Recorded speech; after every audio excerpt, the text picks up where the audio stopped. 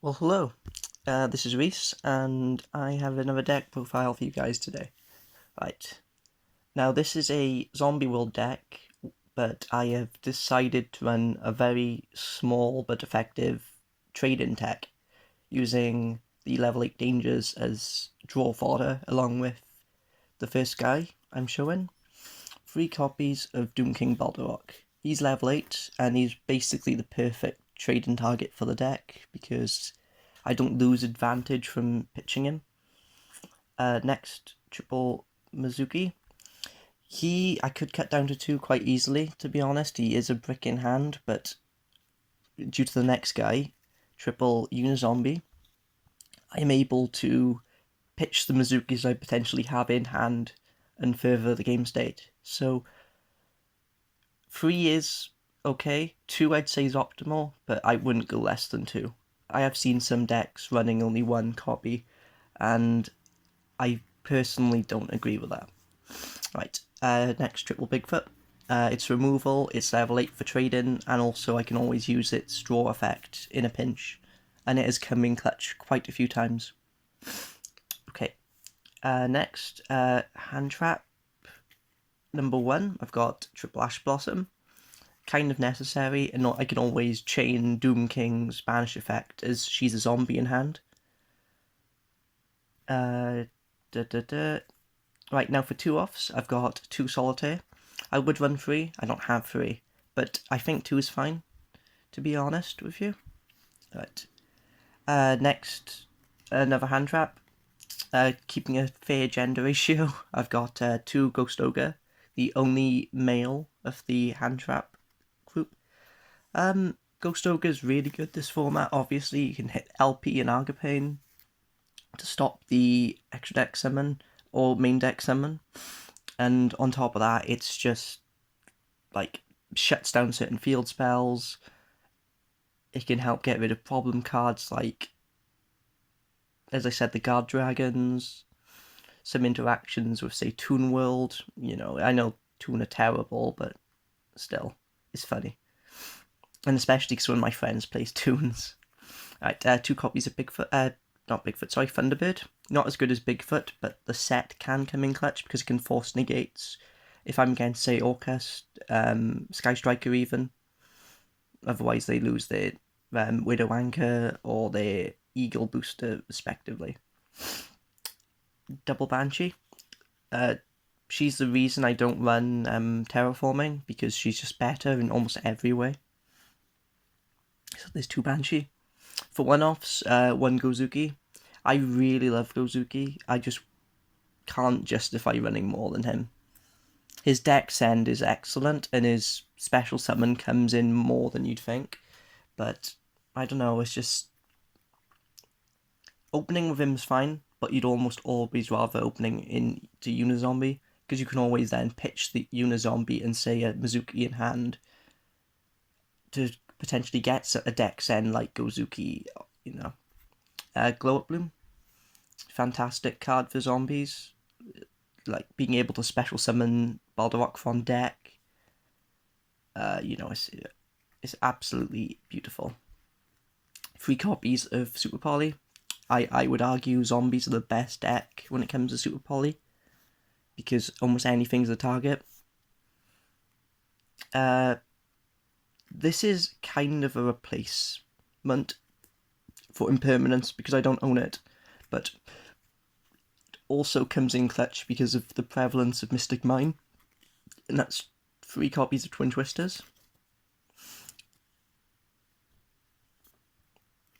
Then I've got 3 copies of Called by the Grave.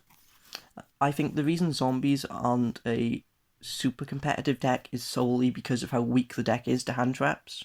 So the ability to Call by the Grave a Ash Blossom on a uni deck's end is, it's invaluable. It will carry games for you. Right, triple trading. Excellent draw card. It's not a once per turn, so if I open up with a potentially brick hand, I can easily fix it. Literally 0 complaints. I'm only running 2 Zombie World. I might bump it up to 3. I don't know. 2's been doing fine so far.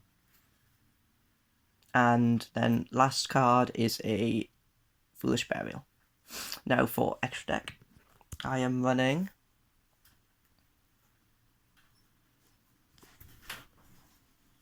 Cyframe Lord Omega. I don't like him as much as I used to, but I still think he's an excellent card. Borrowload Savage.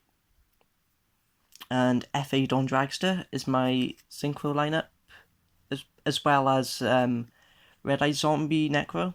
I'm not super crazy over him, but sometimes when I have gone into him, I have been able to OTK. So it can be a very useful card. For Super Poly targets, I've got 3, and I'm running 2 copies of Dragon Necro,